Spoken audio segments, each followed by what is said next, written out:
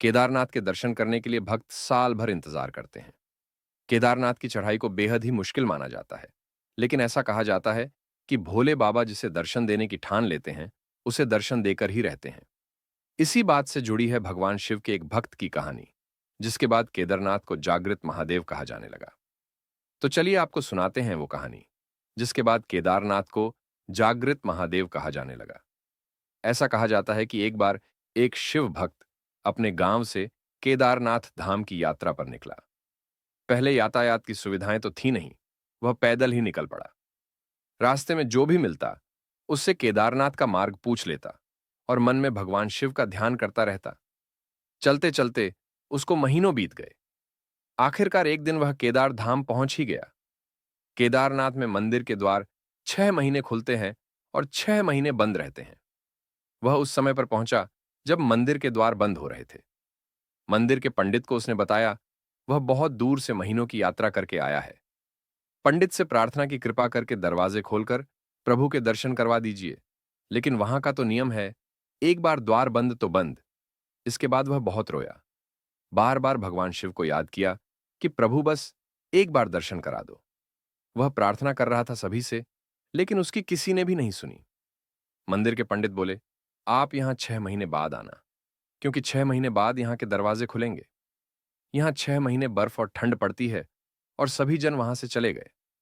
वह वहीं पर रोता रहा।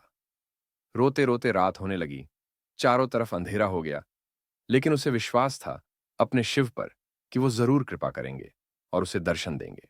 उसे बहुत भूख और प्यास भी लग रही थी। उसने किसी की आने की आहट सुनी। देखा, एक सन्यासी बाबा उसकी ओर आ रहा है।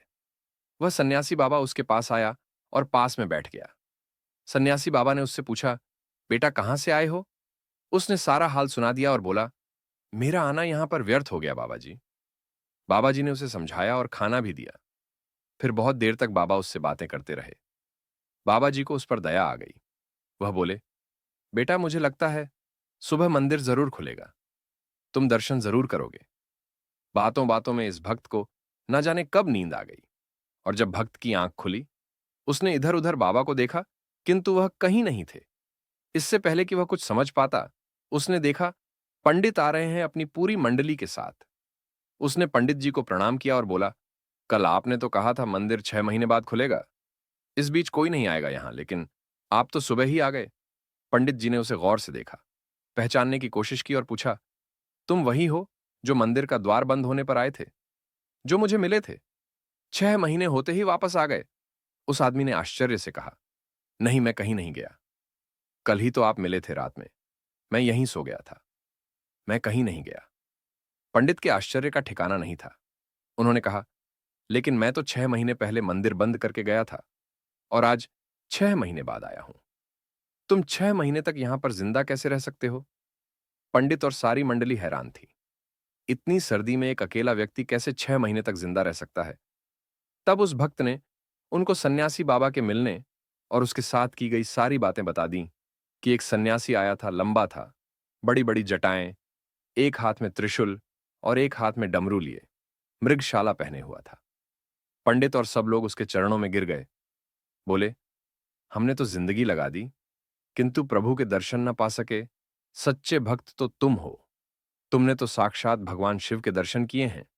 उन्होंने ही अपनी योग माया से तुम्हारे 6 महीने को एक रात में परिवर्तित कर दिया, कालखंड को छोटा कर दिया। यह सब तुम्हारे पवित्र मन और तुम्हारे विश्वास के कारण ही हुआ है। इसी कहानी की वजह से केदारनाथ को जागृत महादेव बुलाया जाता है। वीडियो अच्छी लगी हो तो शेयर जरूर करें।